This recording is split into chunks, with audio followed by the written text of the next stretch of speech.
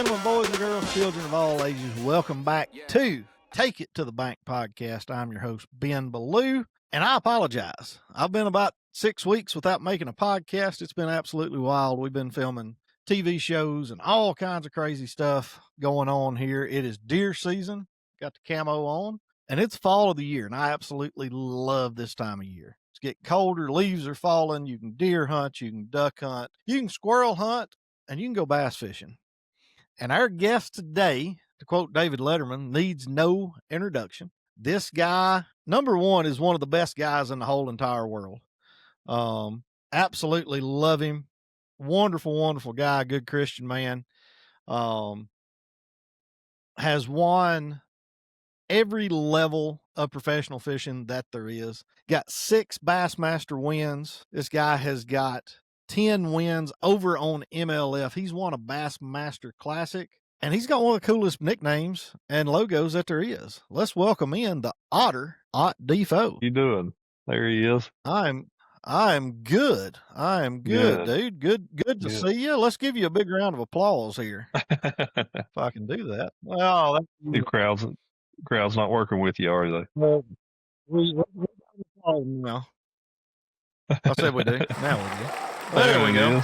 Yeah. Oh. Maybe not. It's they're being a little temperamental, hard to deal with. Yeah. Maybe hardly as big as bowling arena. So when you won, that was the very first Bassmaster Classic that I ever attended. Okay. Got to go up and had some friends through Charlie that let us get backstage or really close to the stage, and I got confetti flung on me when you won, so was pulling for you that week and tickled to death. Thank you for joining us. Yeah, absolutely. I appreciate you having me on. I love the name of this. Take It to the Bank. That's awesome. I love it. I can remember in my early team series days, if those two guys is going to take it to the bank, it probably meant something else. But this is true. There's kind of a double entendre there, you know. If you don't like me, we can go to the bank if you need to, but you can take what we're learning here and you can take it to the bank, because I'm talking to some guys that sure know what the hell they're doing a lot better than I do. Yeah. You're talking the bank where they cash checks, not the bank where they break necks. So this is that's right. That is exactly right.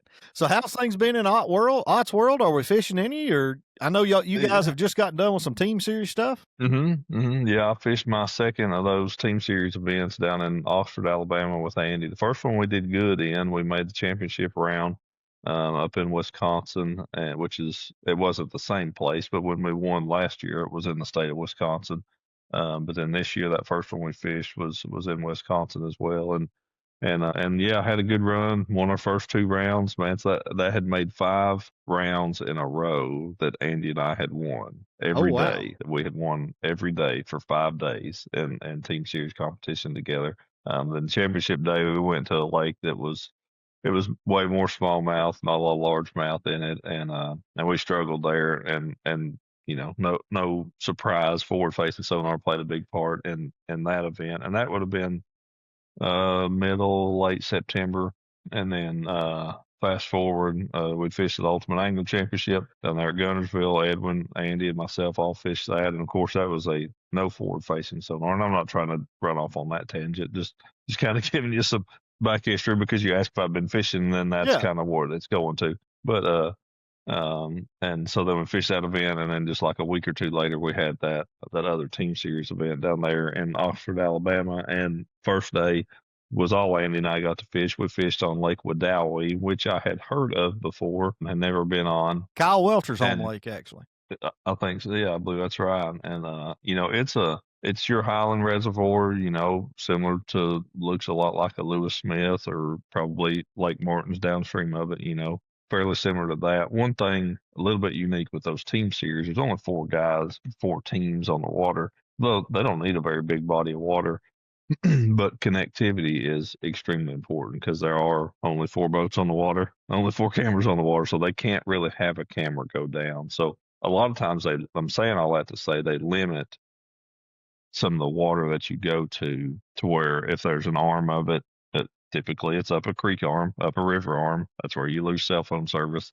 Which is where you want to be. But where I want to be, especially this time of year on a place like that. Of course. There was basically one creek arm we could get in, and we caught some fish, but then that dried up on us quick, and the scopers certainly, made us pay for it. So saying all that to say, you ask if I've been fishing any. Yes, I have. I actually spent, I have fished three or four times since I've been home. Since that, on Norris, working on my forward facing sonar game, because it's a good time of year up there. It's got quite a few fish in it anymore. You could go to Douglas and do it too, but I felt like Norris, as odd as it may sound to kind of do that, I felt like it might be a little bit more of a challenge there. Not as bad of a challenge as Cherokee would be, but a little bit more of a challenge than Douglas would be. Just given that it's not just loaded with fish and kind of anywhere you stop, you're expecting to see fish like you would on Douglas. Right. Yeah, I have. I've been fishing up there some and just trying to get better at that part of my game, because I know it's, for me, is a weak point, and it's something that I need practice with and need to get better at. And so that's what I've been doing. That's awesome. I actually took the year almost completely off from tournament fishing just to get better at forward facing sonar. Yeah. I want to compete at the highest level, and that's what I have learned more in the past year from staring at it. And like, I've done nothing else. I've threw a minnow, I've threw a Nico rig, and a couple of other stuff, and that's all I've done. And I feel like I'm 3 times the fisherman that I was before. Now, I've been in the boat with some great guys like you, guys like Kyle Welcher, Wes Logan, Ed Locker, and the list goes on and on of elite pros and really great fishermen that I have been with before, that I've learned a ton from. So I had a really good base knowledge. Yeah. But as far as seeing what fish do and how they actually relate to cover and how they relate to each other and bait and, how they chase your bait, it showed me a ton. And, love it or hate it, we're not going to get in a bitching deal on this podcast just because, it is what it is. Out there. It's there. There's plenty. Yeah. If you want to go find some drama and some controversy, you can go watch Randy Blockett, but we ain't gonna do that here. It's the most powerful, most effective tool that's rewritten the rules of bass fishing. Almost was having a conversation with a guy the other day, and I felt bad for the guys that used to write in Bassmaster magazine about all this stuff for the past 50 years, because 80% of it was dead wrong. Yeah. And that's what forward facing sonar showed us. It has. Some of what we assumed, it absolutely made correct. Like you would have a high bluebird day this time of year and not much wind. You're like, man, this fishing got tough. These fish are, they're probably suspending, or they're doing this or they're doing that, because of it being a bluebird day in the fall, or they're using cover, and that just makes them a little harder to catch. And a lot of that, it was dead on. Like, I would much rather go to Norris right now, just from the day. I've been on some days when it was a little bit cloudy. I've been on some days when, what we'd call just gag out conditions this time of year. The dogs are just going crazy because they're wanting food. But days that we'd be like, we don't want to go, and because we just knew we weren't going to catch anything, tell Jenny to come feed the dogs because they won't leave me alone. But those kind of days when we wouldn't want to go because fish would be just out roaming around doing whatever, and that's exactly what they are doing. They weren't uncatchable. You just couldn't hardly hit them with a bait. Was the problem. They're actually very catchable a lot of times on those days. Like, that's, if I'm going to go scope, I would want it to be bluebird, very little wind. But you see what does happen, you get some wind. Well, it starts to push them more towards the windy banks, or then they start setting up on structure. They get more predictable. They get in the places where you could catch them on a crankbait, or you could catch them on a top water. And they get easier to bite too, to trick with a little bit of wind. Absolutely. They get easier to catch with that kind of stuff. And even, the neat thing with me, and I've talked, part of this goes back, my desire. I knew I've needed to get better at it for the last 2 or 3 years, but actually getting to spend 6 days in the boat with Drew Gill over in South Africa, watching, he is the best. he is the best. Like, I don't care what anybody says. Like, there's other guys at parts of the forward facing game. There's other guys that are probably equal with him. But as far as the full spectrum of how you can use forward facing sonar, he is the best. 100%. Look at his tournament Because record over the past 3 years. absolutely. Whether it's a floating fish deal, he can do that. If it's a spawning fish deal out away from the bank, he's the best at that. If it's fishing cover, he's really good at that. If it's fish around docks, he's really good. Like, he's got the whole game. Other guys they're really good at this. They're really good at that. Bait chasers are good at that. Like, a lot of guys are good at a lot of it. He is the best overall with all of it all together. So getting to see, and again, now what I saw was one little segment because it was pre-spawn and spawn and what those fish were doing. But getting to watch him in the boat made me realize how much I had to learn, but also honestly the fact that I could learn it. Like, it truly made me realize, like, I could do this. I may never do it to his level, but I can get a lot better at this than what I am. And that really, really inspired me or pushed me to try to work on that some this off season. Well, and that's, as you get around and you really get to know a lot of pro anglers, everybody's kind of got their deal. Like, Ott is kind of like Randall Tharp or kind of like Greg Hackney. Like, you are a up the river, on the bank, flipper, pitcher, winder, whatever you've got to do to get them to bite. But you want to be in water that's going to knock your skeg off if you're running out it, and dirty water, that kind of thing. Absolutely. And you were talking about guys that are really, really good at segments of it. I had the pleasure of being in the boat with Rob G, another Tennessee guy up there. Yeah. And we were actually on Douglas this year. Okay. And Rob was talking about catching schools of fish on bait, and that's what he's the best at. And again, by that time I'd spent a bunch of time staring at a graph and thought I was pretty good until I got in a boat with Rob. And we go out here and we're chasing them offshore. You can watch it in the show that's going to be coming out here in a little while. Okay. Yeah. And he's like, "You ain't done this a lot, have you?" I'm like, "Well, I mean, I thought I had." Right. Until he got on a trolling motor. He's like, "Why are you taking your foot off a trolling motor? You never take your foot off the trolling motor." And to see him and the precision and the way he hunted down those schools that were in 30 over 60 relating to nothing but bait was absolutely mind-blowing. So let's get back to you fishing with Drew Gill. Like, I've had one conversation with Drew. Seems like an absolutely wonderful guy. Hey, Jenny. That was Lizzie there. Oh, it was Lizzie. Sorry. I just saw Yeah, tall blonde. She's actually taller than Jenny now. So yeah. There you go.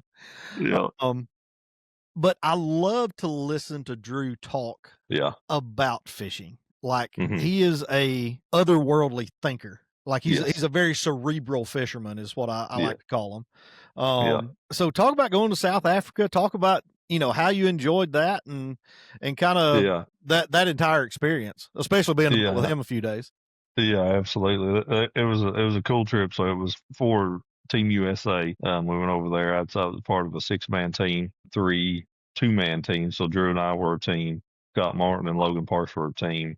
Al Welcher and Jacob Wheeler were a team. And it was my first time participating on Team USA. I got invited to fish last year, but it was just wasn't able to make it work. And but yeah, it was a once in a lifetime kind of trip to go to South Africa and go bass fishing, to go over there and do that. And then the fact that we ended up winning, Drew and I won double gold. So Team USA won gold as a team, and then Drew and I won individual gold for an individual 2-man team as well. So that was the best possible outcome, that we could have in that event to win double gold like that. Like that's cleaning house kind of deal. And who was the other team?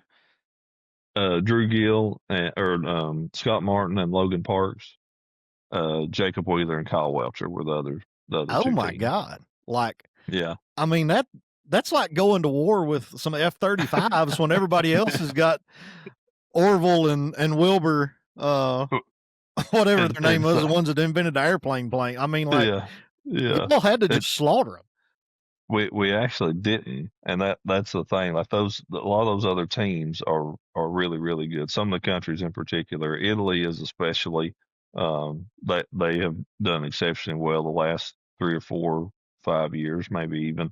And after the first day, our lowest team, it's a weird ranking system. I'll try to explain it as easily as quickly as I can. It's essentially 3 consecutive 1 day points tournaments. Okay. Okay. So, and you're fishing for the lowest number of points. First place is 1 point. Second place is 2 points, opposite of ours. So there's 45 boats in it. Okay. So three boats for Team USA, 3 boats for Italy, 3 boats for Spain, da da da da da. Yeah. So it's 15 different countries. Yeah. 15 countries. So 45, you could place between first and 45th any day. Mm-hmm. That's your deal. Your goal, a perfect score, as good as it would get would be 6 points. And they call them penalty points. So it'd be a team first, second, third. 6 is as good as you could possibly do. And yeah, there's 45 teams out there. So the first day we were like 8th, 12th, and 15th, which we were like, man, that's pretty solid. Like our goal, I think, would have been all 3 teams in the top 10. Of course. But top 15 for all 3 of them, that's not bad. At the end of one day, we were 24 points behind because Italy had 3 in the top 8 or 9. Wow. So they were like second, fourth, sixth, or whatever it was. They did really, really good. All 3 teams did. So we're like, dang. At that point, we're already, behind the 8 ball 1 day in. Next day we go out. Everybody improved some. Drew and I had, we were first that day. I think Logan and Scott were 7th-ish. And then Jacob and Kyle were maybe 10th or 11th. Like we all were a little better. Just yeah. best fisherman in the world. Right, that's right. Yeah, but we gained. We went from 24 points behind to 19 points behind. So we're still big hill to climb. With 1 day left to go. And the next day we were all 3 in the top 10. Drew and I were first again. All 3 teams in the top 10. Italy had 2 teams that did really well, but they had 1 team really fall off and didn't do very well at all on that last day. And that was the only reason. If their other team finishes 15th, we don't win. So To your point, like in our minds, yeah, we're going to go in there and just smoke these other places. They ain't got a prayer. Now, 2 days into it, the ball was in their court very much so, and we hadn't sucked. Like we were holding our own. They were out fishing us for 2 days. So, thankfully, they had 1 team really struggled on that last day. So you could lose a lot of points really quickly if something crazy happens and you don't catch them, and you can lose 40 points really easy if 1 team sucks. Then exactly, and I honestly think, unfortunately for them, that last day, and that's the deal. Dude, we went to South Africa. We obviously didn't take our boats. Like and most of the people who were there, you're depending on whatever somebody from that home country is able to supply you with, as far as boats go. Obviously, we took our equipment or rods, reels, that kind of stuff. But the boat manufacturer over there set us up with boats, brand new. All had Lowrance Active Target on them, or one of them, Scott's boat had Garmin on it. But like we were the best equipped team there, no question about it, bar none. The other teams had good stuff by all means, but we didn't have to worry about it. Like our stuff was top notch, ready to go. That final day was the only day that the whole time we were in South Africa that we had anything other than bright bluebird skies and very little wind. Like it was blowing 20 or 30 mile an hour that last day. It was super windy. So it was a much more challenging day. And I think that other Italy boat had some mechanical, maybe batteries went dead, something. They had something go on that really, really hurt them, So what, obviously with it being south of the equator, so it's spring over there. That's right. Correct. How did the lake set up? Were there random species, piranhas and randomness in there, or what? Yeah, crocodiles. He's on the banks and some zebras. That's cool. That was Yeah, that was the most random part of it. As far as the fish go, it had Asian carp in it, so about like you was on Berkeley. Pretty similar. Had plenty of them in it. And it had some I don't know that they were Wales catfish, but weird catfish like barbel or something like that. Not like our catfish. Had some of those, and it really didn't have a lot for bait. Like there was a little bit of shiners, but tilapia was kind of seemed like the main bait fish species. That not really shad, or anything like that. Also not a tremendous amount of bait. To my knowledge, they were Florida strains, and it fished like a Florida strain lake in that it had a whole bunch of these and a few of them. Um, so there weren't a lot of like a 3.5 to 4.5 pounder was probably the rarest fish in the fishery. You were more likely to catch a 7 than you were a 3.5. One Gotcha. of those kind of deals. And the actual the lake itself would remind you a lot of kind of central Texas kind of stuff. Okay. Not much vegetation, Timber. good amount of standing timber, and quite a bit of rock. It's Then almost the like a Lake interesting thing, Austin or some of those OH Ivy or something kind of, like that. yeah, I felt a little more like a Ivy or a Whitney, you know, Waco area, some of Yeah. those kind of hilly, not a lot of, just kind of a lot of sloping banks, not a lot of crazy contour and stuff, other than big rocks. There was some real big rock piles, that kind of stuff. But so it has a spillway dam, no power generation or anything like that. And I mean, when you go running down towards the dam, like it's these two big abutments coming, and then it's a spillway across the middle, and the lake was brim full. So, like, if you weren't paying attention, you just going off to the side with the crocodiles. So, Well, we didn't do that with a brand new boat. no, we didn't do that. But because of that spillway, and it's a very dry climate. Like before we had gotten there, that had 6 weeks or something before that had some really really big rains. So the lake had actually jumped up over full pool, and it was about the second day of practice, and the fish were just weird. Like the water was upper 60s, around 70, but man, you caught them, and if it was a good fish, like it was slam full of eggs, like it hadn't spawned yet, but the water's more than plenty warm enough. Not really seeing any fry, not seeing any beds. It's like, man, something's happened. And finally, come to realize you could see up on the bank in some places the water had been like 4 foot higher. But so that big rain it had jumped up. What's a spillway? So it had just sucked right back down in the last couple of weeks and was still falling as we were there. So it kind of helped us understand why the fish were doing what they were doing. We were doing what we were doing, but it helped us understand why the fish were doing what they were doing, why they weren't up there in 2 foot of water trying to spawn and stuff. It's because the water had been falling like it was. So the fish that were spawning and the main part of the lake were out just a little bit deeper, and that was kind of a lot of what we targeted. We caught pre-spawners and spawning fish. Was kind of what we were doing. So it set up almost like a highland reservoir. It just had some timber. Pretty clear, or since all Yeah, the rain, was it dirty? it was pretty clean. I mean, by our standards, there was one section kind of in the upper middle part of the lake that had some color. You could see probably a couple foot, and a lot of that, honestly, I think was from the carp that were in that zone that were spawning, and kind of had it stirred up more than anything. You got above that and got in the river section, and it kind of cleaned up.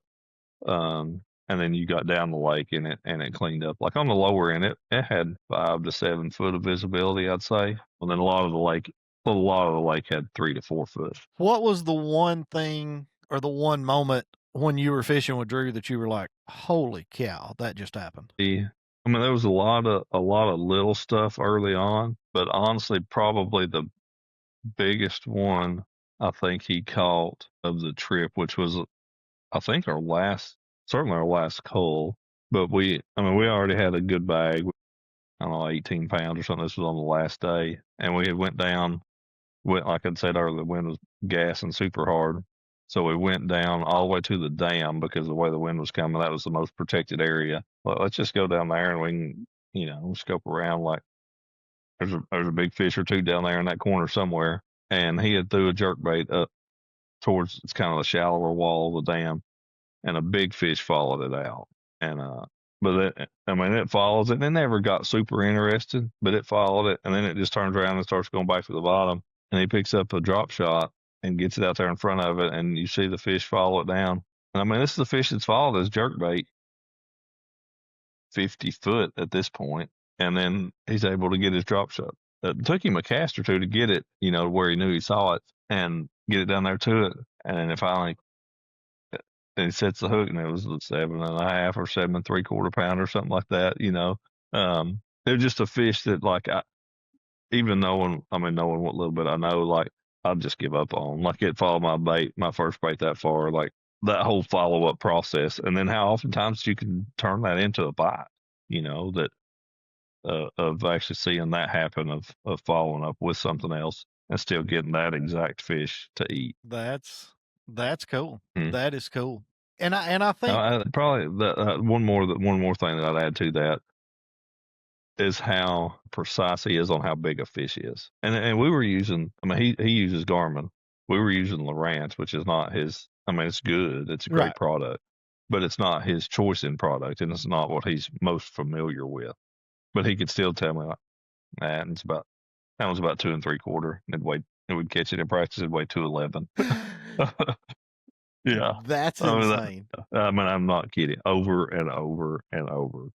This one's 2 1/4 ish, maybe. I don't think it's 2.5. It'd be 2.6. That's nuts. Like, I'm to the point now that I can tell the difference between a 2.5 and a 5. Yeah.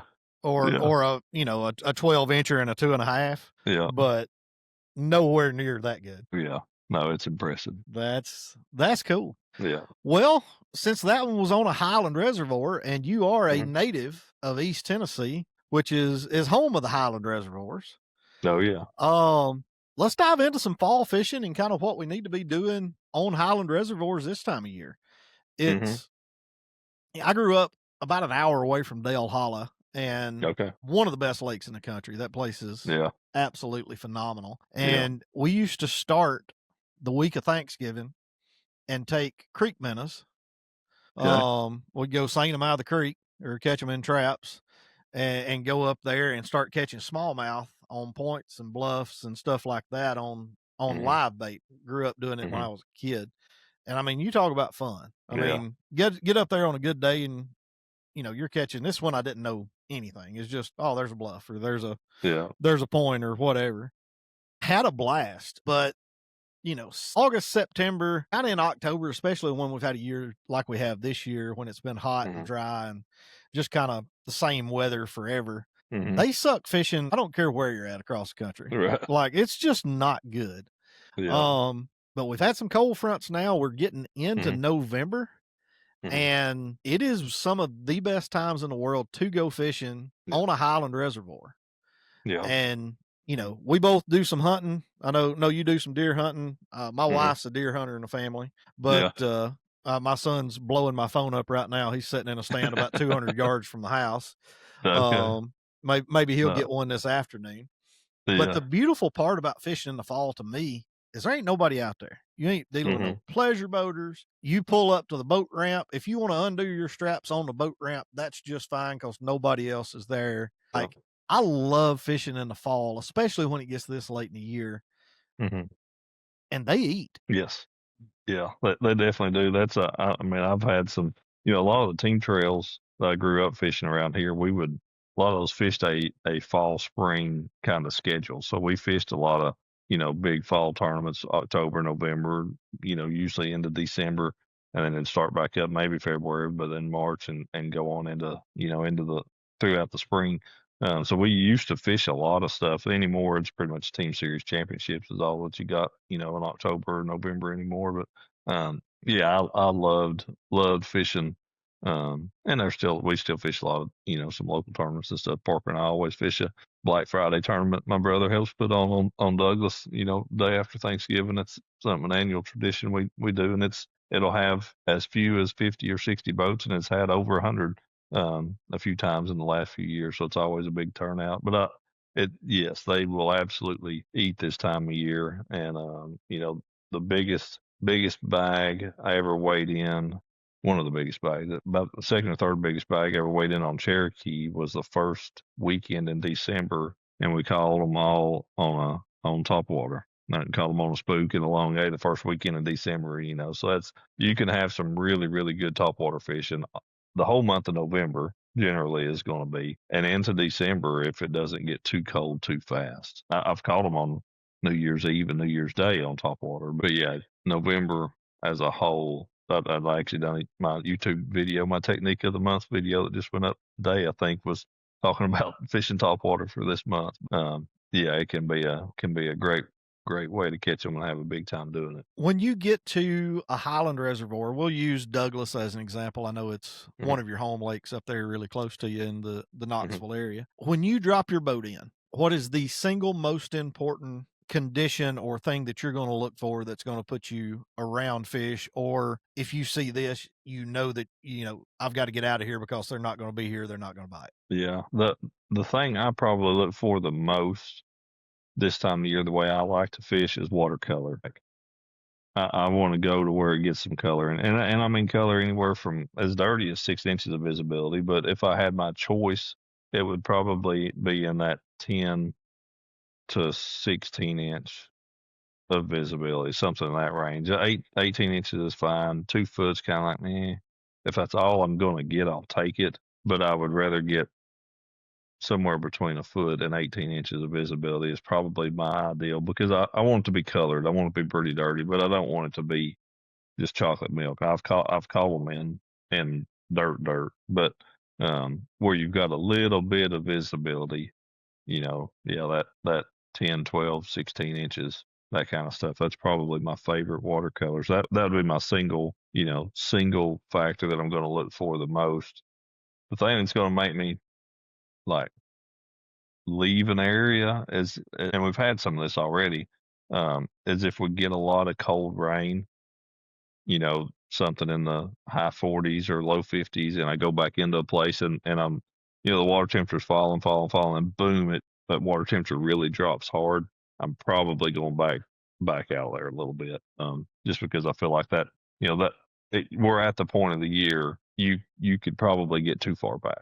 In September, you can't get too far back. October, you probably can't get too far back. November, you can probably get too far back at this point, especially in creeks and, coves and that kind of stuff. Like up the main river, there's still going to be some fish, but in a creek or a pocket or something like that, some of them you can probably get too far back. And that's, speaking about watercolor, like that's a hard thing to find on a lot of highland reservoirs, especially in the fall. Until we start, here in Tennessee, and it's kind of like this most, across the South pretty much, but October is usually the driest month of the year, no matter where you're at. You don't get a lot of rain in September and October, and that watercolor can get extremely, extremely clear.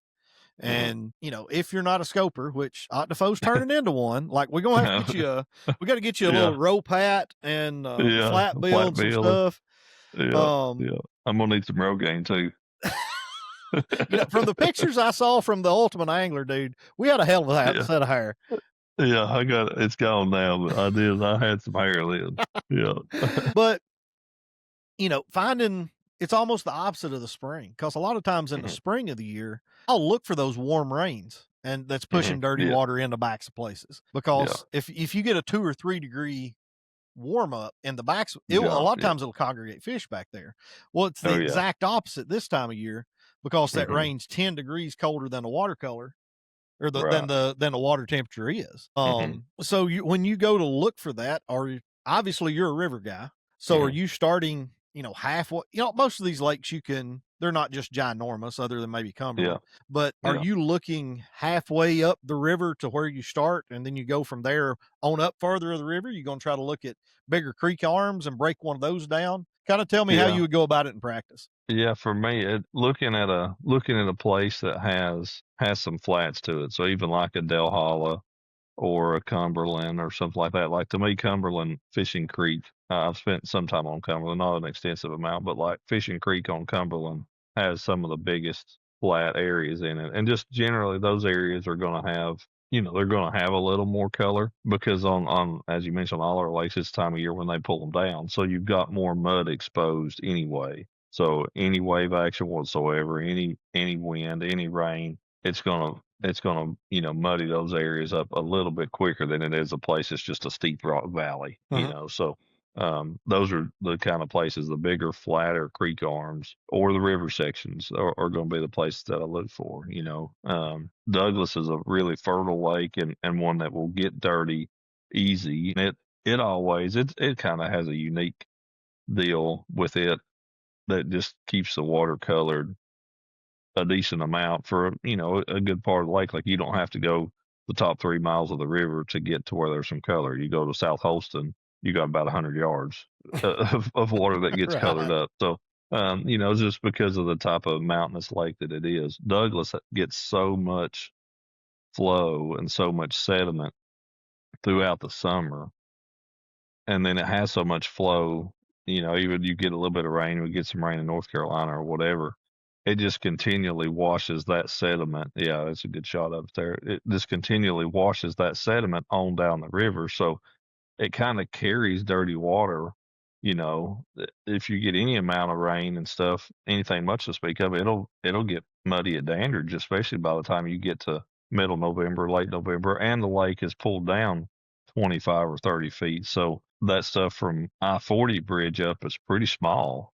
There ain't a whole lot of water up there, and then that next kind of at the end of what you're showing there, that next big bend up there, yeah, right in there where that big horseshoe bend is. That's called Taylor's Bend. Go downriver a little bit from right there. there. Yeah, that big horseshoe bend, that's Taylor's Bend. So you get to there right now, you're not much more than river channel. So that's carrying that sediment in the water. So that you don't really even have to have rain. The water's going to be dirty.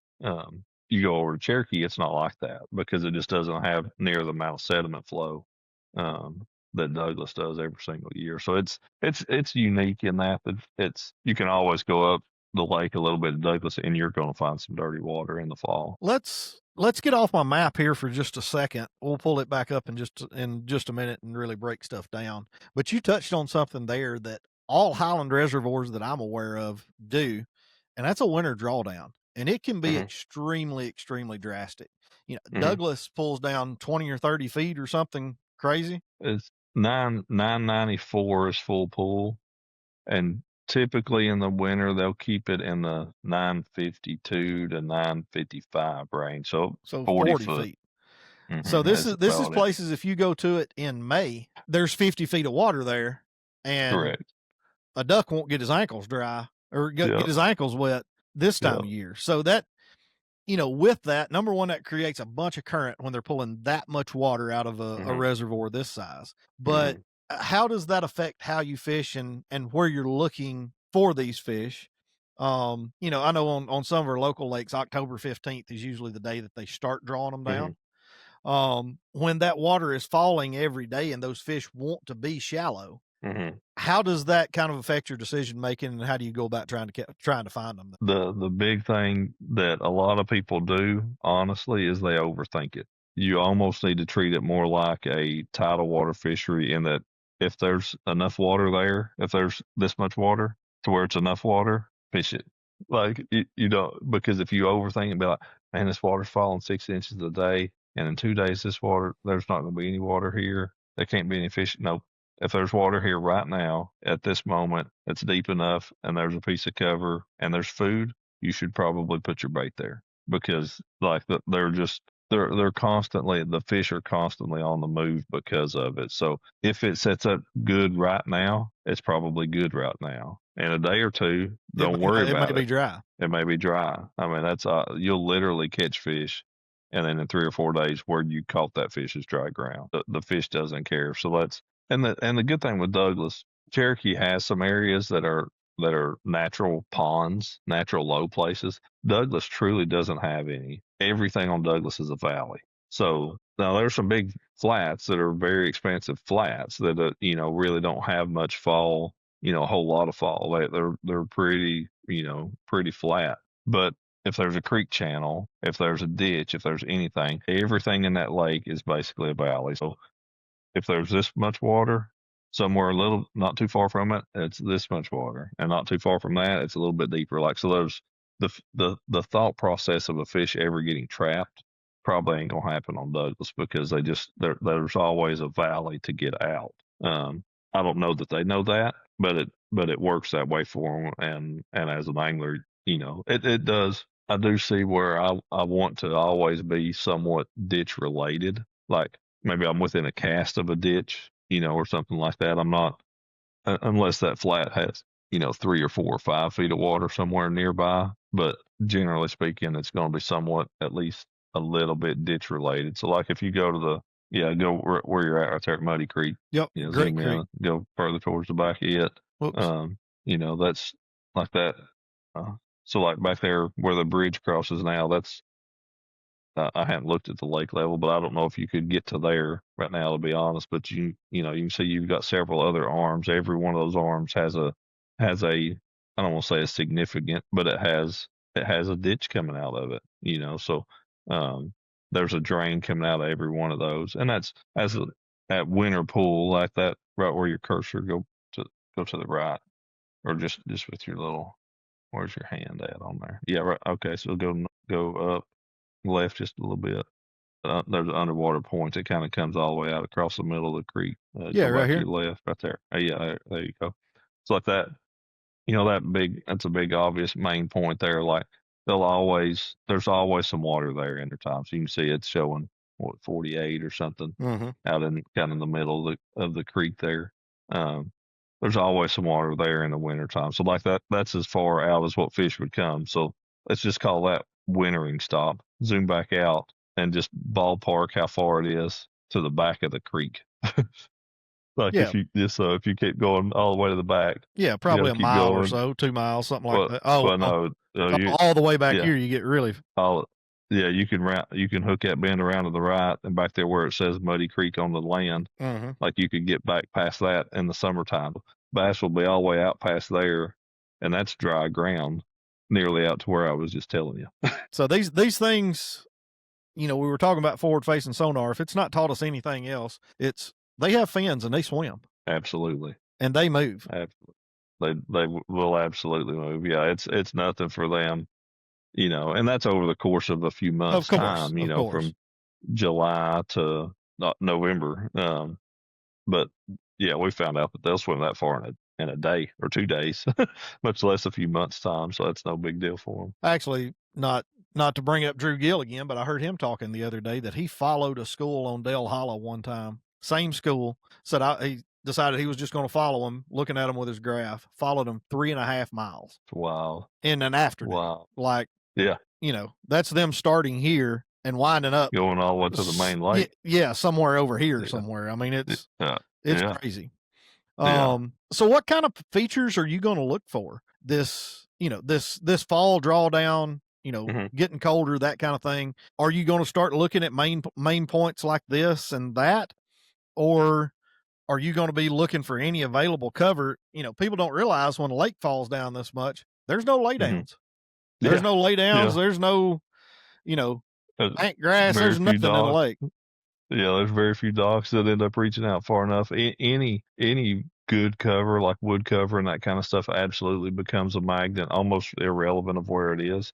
But in particular, those 2 points you just pointed at, anything that's a decent piece of structure becomes good, especially like we were talking about earlier, on the days that you have some wind, on the days you have some clouds, and colored water. Like colored water as well will keep fish on structure instead of them wanting to be out in the middle suspended.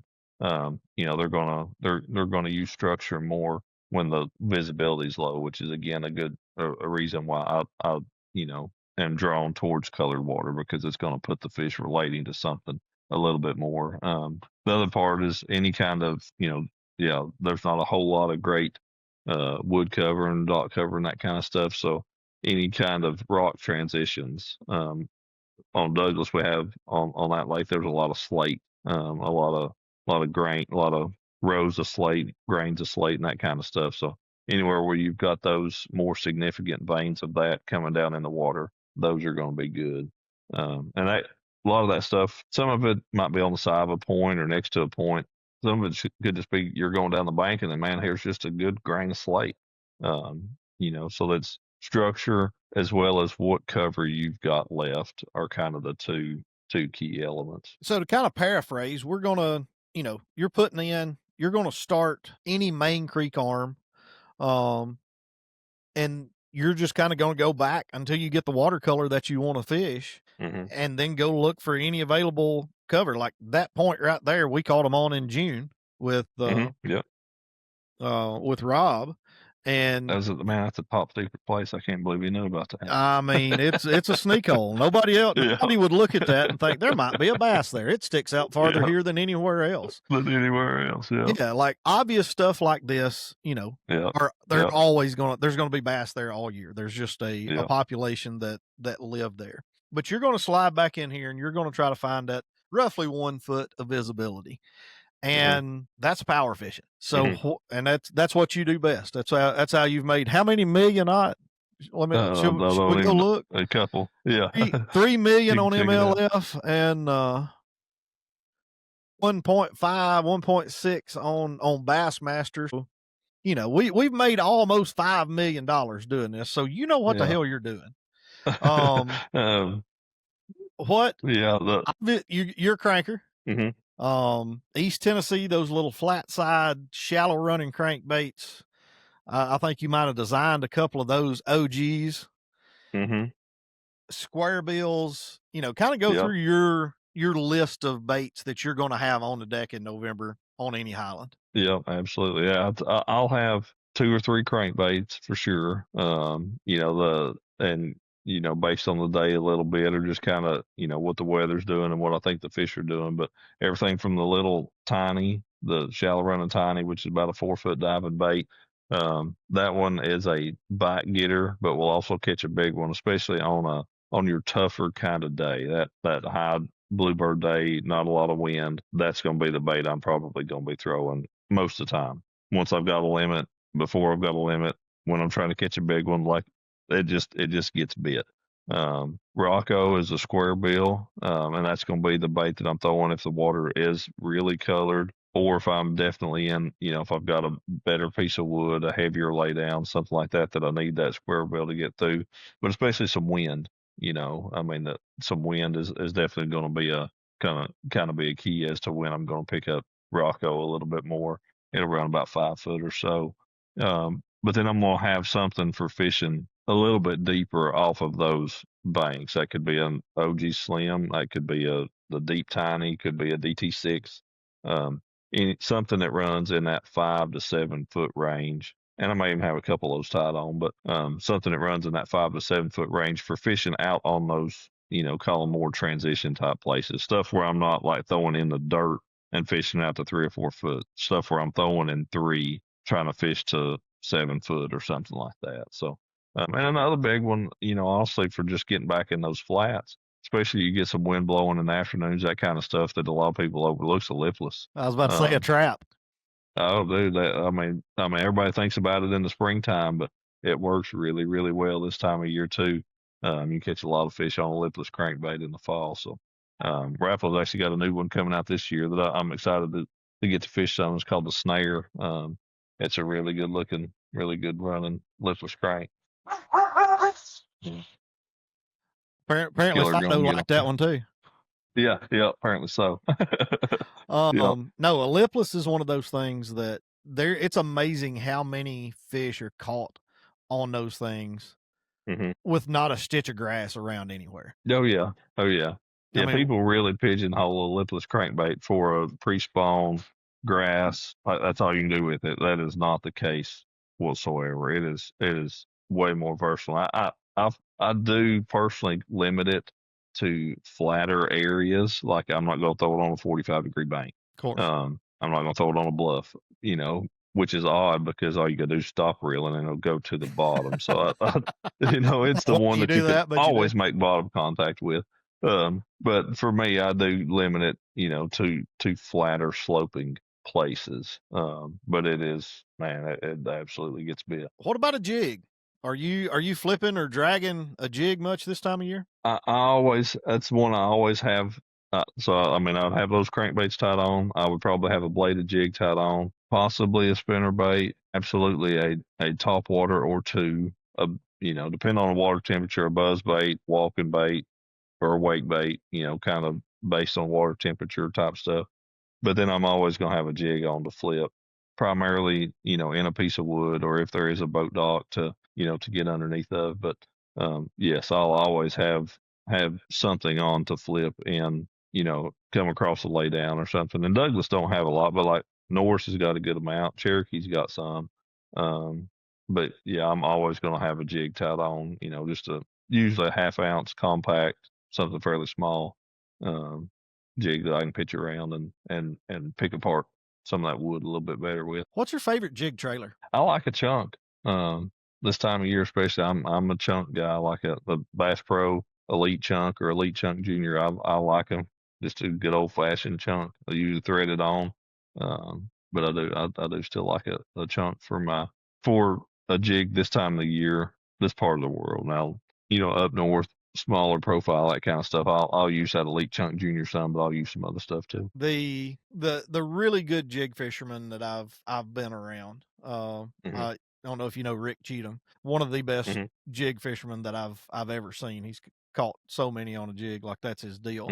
It's Randall Tharp, Wes Logan, both those guys flip a jig a lot, and we've got 97,000 kinds of plastic, and all the old school jig fishermen go with a chunk. Like it was perfected in 1970. Right. Yeah. Yeah. It's a pig and jig. That's what you use. I mean, that's, that's not a whole lot of reason to make it any more complicated. Like there's times I'll use a twin tail grub. Those times I'll use more of a cross style trailer, but this time of the year around here, it's a chunk. That's awesome. What are you looking for? You talked about catching them on topwater and getting into December even. What's your favorite topwater bank going to look like? And you'd also touched on it may be a buzz bait, it may be a walking bait, maybe a wake bait, depending on water temperature. Dive into that just a little bit deeper. Yeah.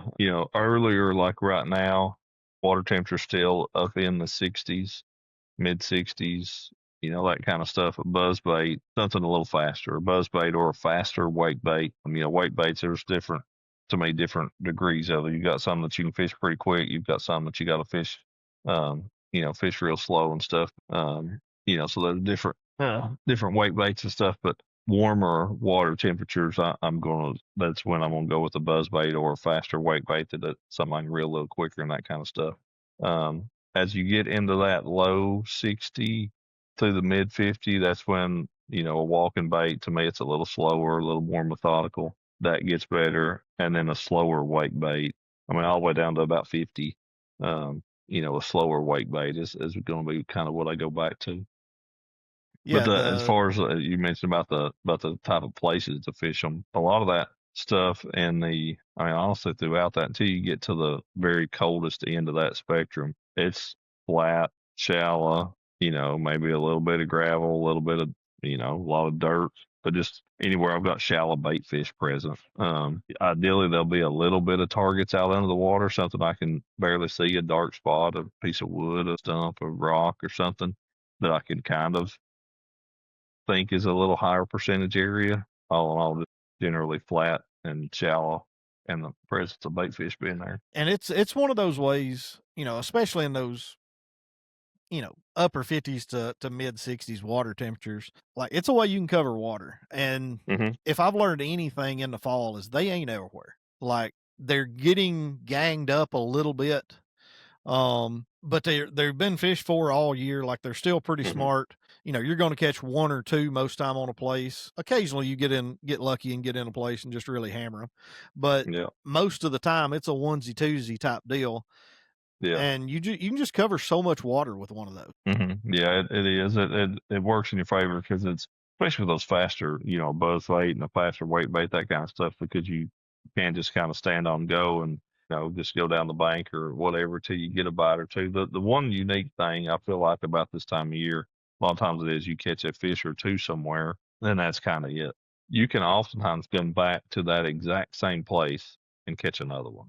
Like you may give it an hour, may give it 2 hours, you come back to right there and you're going to get another bite. That's juicy. And that's the unique thing about it, because oftentimes, and it's something else that we see with forward facing, there was 4, 5, 6 fish there.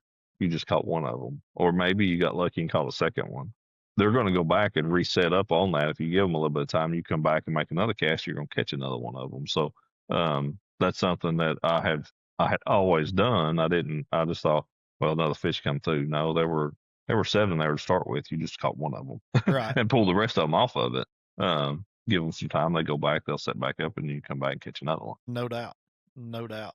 Well, I think we've covered pretty good ways to go get a bite, guys. Yeah. Let everybody else go deer hunt. You know, if you've already killed your buck, or if you've not got anything big on camera, or if hell you just don't like hunting, go fishing. It's good this time of year. It's really, really good this time of year. Real quick before we hop off here, I want to know your most embarrassing fishing story. You broke up that. You said, I want to know your most embarrassing fishing story. Like most embarrassing. What happened to you that you were the most embarrassed, or the funniest, or something absolutely crazy wild that happened? Yeah, probably one that I felt the dumbest on. I guess that would work. It was a 2-day BFL. It was one of the only times we're having some connection issues.